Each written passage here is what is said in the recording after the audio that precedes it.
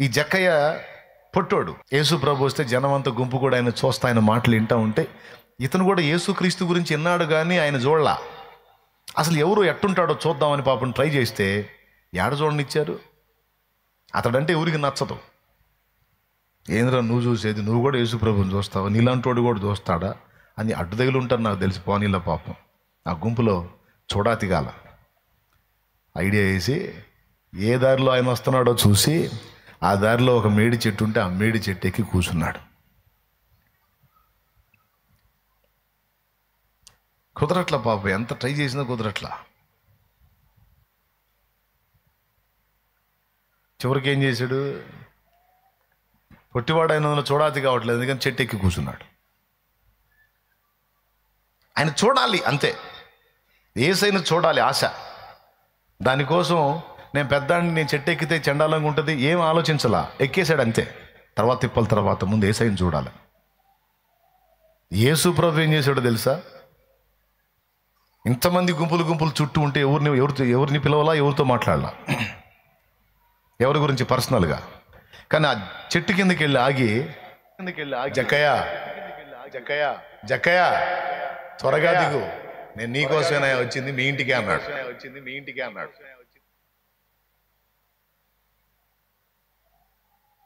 My lord, నా దేవా, నా ఇంటికా దిగాడిగా.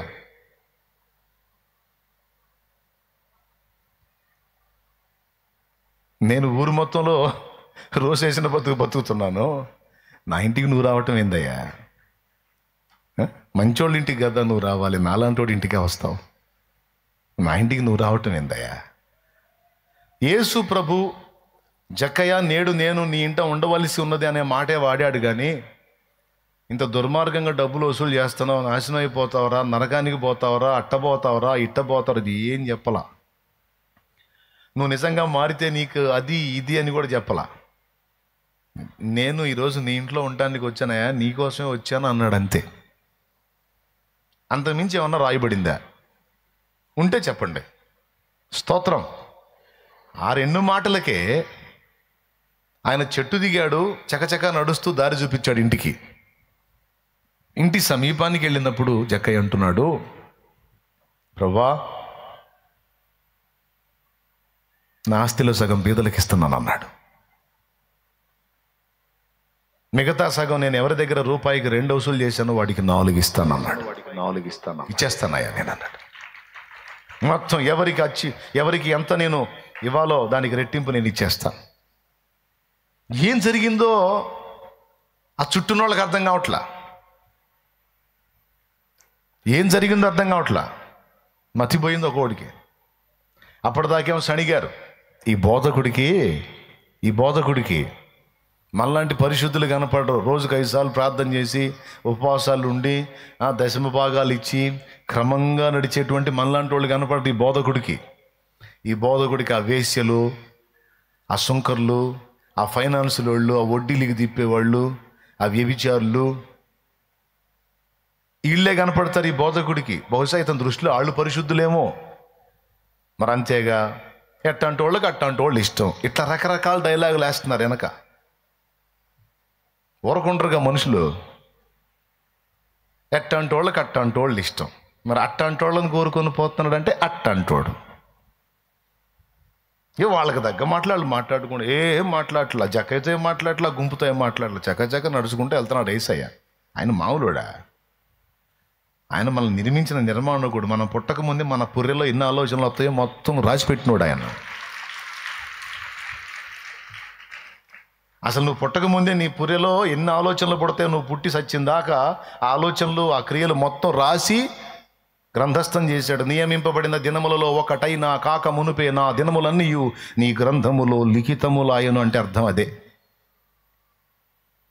139:16 దేవునికి స్తోత్రం. కీర్తనలు మొత్తం రాసి కూర్చున్నాడు. నువ్వు ఏమనుకుంటున్నావో గుంపు వెనక ఏం సనుక్కుంటున్నారో తెలుసు ఆయనకి. వాళ్ళ హృదయాల్లో ఏమనుకుంటున్నారో తెలుసు. జక్కయ్య హృదయంలో ఏమవుతుందో కూడా తెలుసు. జక్కయ్య ఏమనుకుంటున్నాడో తెలుసా? ఆయన నన్ను చూడటం ఇదే మొదటిసారి, నేను ఆయన చూడటం ఇదే మొదటిసారి. కానీ నా పేరు పెట్టి పిలిచాడు. నా పేరు తెలిసినోడు నా బతుకు నెరగడా? మరి నా బతుకుని ఎరిగి కూడా నా దగ్గరికి వస్తున్నాడు అంటే ఏం చేస్తే సంతోషపడతాడు? నేను పలావ్ పెడితే సంతోషపడతాడా? బిర్యానీ పెడితే సంతోషపడతాడా? 4 కాసులు నేను అక్రమంగా సంపాదించిన ఆ సొమ్ము సంచిలో 4 చిల్లర ఆయనకి వేస్తే సంతోషపడతాడా? బోధకుడు వీటిని బట్టి బెండయ్యే రకం కాదు. మరి దేన్ని బట్టి సంతోషపడతాడు అంటే నా చెడుతనాన్ని నేను విడిచిపెట్టి నేను మారు మనస్సు పొందితే సంతోషపడతాడు. కాబట్టి నేను ఈ చెడుతనానికి వదిలేయాలి. నేను క్రొత్త జన్మానుభవంలోనికి నూతన వ్యక్తిగా నేను మార్పు చెందాలి. నన్ను ప్రేమించి నా యొద్దకు వచ్చిన యేసుకు ఇష్టడుగా నేను మార్పు చెందాలని తీర్మానం కలిగిన వాడై యేసు ప్రభుతో అన్నాడు ఆ మాట. ప్రభువా, నా ఆస్తిలో సగం పేదలకు ఇస్తాను, మిగతా సగం ఇలా చేస్తాను అన్నాడు. అప్పుడు మతిపోయింది వెనక సనిగే వాళ్ళందరికీ. ఒక్క దెబ్బతో జక్కయ్య ఏమయ్యాడో తెలుసా? అబ్రహాము సంతతి అన్నాడు యేసయ్య. జక్కయ్య ఎప్పుడైతే తన తీర్మానాన్ని ప్రకటించాడో అప్పుడు నోరు తెరిచాడు యేసయ్య.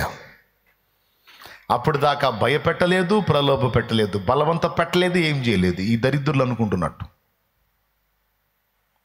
ఎవ్వడి బలవంతం ఉండదు. బైబిల్లోనే లేదు బలవంత పెట్టి మార్చమని. అలా బలవంత పెడితే యేసయ్య ఊరుకోలా. యేసయ్య ప్రేమ స్పర్శ తగిలిందంటే కఠిన పాషాణ హృదయం కూడా కరిగి నీరవ్వాల్సిందే. సిలువ వైపు జూచు కొలది శిల సమానమైన మనసు. శిల బండ శిల. శిల సమానమైన మనసు, బండలాగున్న నా మనసు కరిగి కరిగి నీరయ్యెనురా.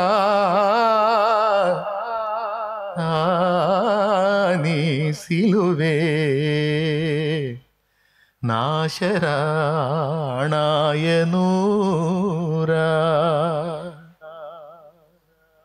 బండని బద్దలు చేసావుగా యేసయ్య. సామాన్యంగా లొంగేదాన్ని కాదు, లొంగేవాడిని కాదు. నీ సిలువ వైపు చూశాను, ఈ శిల కరిగిపోయింది ప్రభువా. ఇంకా నిన్ను వదిలి ఉండలేనయ్యా. మారిపోయాడు. జక్కయ్య ఎవడో బలవంతం పెట్లా. జక్కయ్య యేసయ్య ప్రేమ స్పర్శను అనుభవించి తనంతట తాను స్వచ్ఛందంగా మారాడు. అతడు మార్పు చెందడానికి ఇప్పుడు యేసయ్య అతనికి కనపడాల్సి వచ్చింది. యేసయ్య వాక్కు అతనికి అందాల్సి వచ్చింది. ఓ స్త్రీ, ఈరోజు జక్కయ్యలాగా చెడిపోయి ఉన్న సమాజం యేసయ్యను చూడాలంటే యేసు దిగిరాడు. అప్పట్లాగా నీలో ఉంటాడు, నీలో ఉంటాడు, నాలో ఉంటాడు.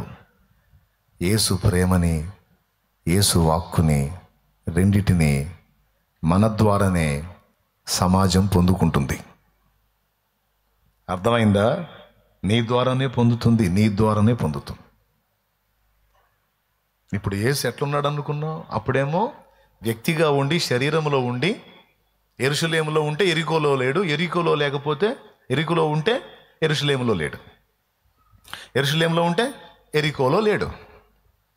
అవునా? నజరేతులో ఉంటే మిగిలిన స్థలాల్లో లేడు, బెత్సయిదాలో ఉంటే ఇంకో చోట లేడు. కానీ ఈరోజు ఆయన సిలువనెక్కి మరణ పునరుద్ధానములు పొంది ఆత్మరూపిగా ఈరోజు మనందరితో ఉన్నాడు. సదాకాలం నేను మీతో కూడా ఉన్నాను అన్నాడు. ఈరోజు మనందరితో ఉన్నాడు. మనతో ఉన్నాడు, మనలో ఉన్నాడు. ఈరోజు ఎంతమంది దేవుని బిడ్డలు ఎన్ని ప్రదేశాల్లో ఉన్నారో అన్ని చోట్ల యేసయ్య ఉన్నాడు, తన బిడ్డలలో ఉన్నాడు. Amen, amen, amen. ఉన్నాడు. సమాజానికి నువ్వు కనపడుతున్నావు, కానీ నీలో ఆయన నుండి తన పని జరిగిస్తున్నాడు. ఈరోజు నువ్వు మాట్లాడితే ఎవరైనా మార్పు చెందారంటే, నువ్వు మాట్లాడితే మీ ఇంటోళ్లే మారరు, పట్టుకొని తన్నబోతారు నిన్ను. నువ్వు మాట్లాడితే మీ ఇంటోళ్లే మారరు, చిరాకు వాళ్ళకి ఆపో నీ సోదే అంటారు. అబ్బ తెగమ్మా వాగుతావు ఊరక వాగుడు, అబ్బ వినలేక సస్తున్నావు, అడుపో నీ సోది బయట చెప్పు, నాకు చెప్పవాకు, నీ బతుకంతా అంటారు, మాట్లాడినరు. ఇంటోళ్ళే లెక్క చేయబోతే బయట వాళ్ళు లెక్క చేస్తారా? కానీ ఈరోజు నువ్వు మాట్లాడితే నలుగురు జీవితాలు మారినాయంటే నీ మాటలు కాదు, నీలో ఉండి ఆయన జక్కయ్యతో మాట్లాడినట్టు వాళ్ళతో మాట్లాడాడు. నాలో ఉండి నాడు జక్కయ్యతో మాట్లాడితే జక్కయ్య మారిపోయినట్టు ఈరోజు నీలో నాలో ఉండి ఆయన ఆయన ఆయన ఆయన ఆయన ఎవరు? ఆయన మాట అందితేనే అవతలాల్లో మార్పు జరుగుతుంది. బాప్తిస్మానికంటే మర మనుషులా లేచి రావడానికి కారణం ఏంటో తెలుసా? లౌక్యమో, మభ్యపెట్టే మాటలో, లేకపోతే వాక్చాతుర్యమో కాదు. యేసయ్య వాక్కు తగిలితే మార్పు, యేసయ్య స్పర్శ తగిలితేనే చేంజ్, యేసయ్య స్పర్శ తగిలితేనే తీర్మానం, యేసయ్య స్పర్శ తగిలితేనే రక్షణ. ఇక్కడ అతిశయించడానికి ఏ పాస్టర్ కానీ విశ్వాసి కానీ లేదు. కాకపోతే ఆయన మనల్ని వాడుకోవటానికి ఇప్పుడు మనం నిలయాలం, ఆయనకు మనం మందిరాలం. మామూలుగా ఈ మందిరం ఏమో కట్టిన చోటే ఉంటుంది, మనం సజీవ మందిరాలం, సంచరించుచున్న మందిరాలం. నీతో కొంతమంది అన్నారు కూడా, అక్క నీలో దేవుణ్ణి చూస్తున్నాను, అక్క నేను యేసయ్యని చూస్తున్నాను, అన్నా నీలో యేసయ్యని చూస్తున్నాను అన్నారా? ఆ మాట ఎంతమందికి దక్కింది?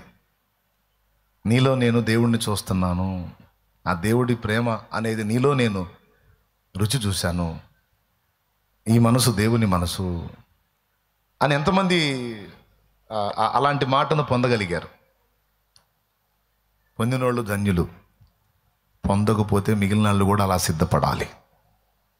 ఈరోజు యేసయ్య ఎలా తిరుగుతున్నాడు? మనలో ఉండి సంచరిస్తున్నాడు, మనలో ఉండి వ్యక్తుల్ని స్పర్శిస్తున్నాడు, మనలో ఉండి వ్యక్తులతో మాట్లాడుతున్నాడు.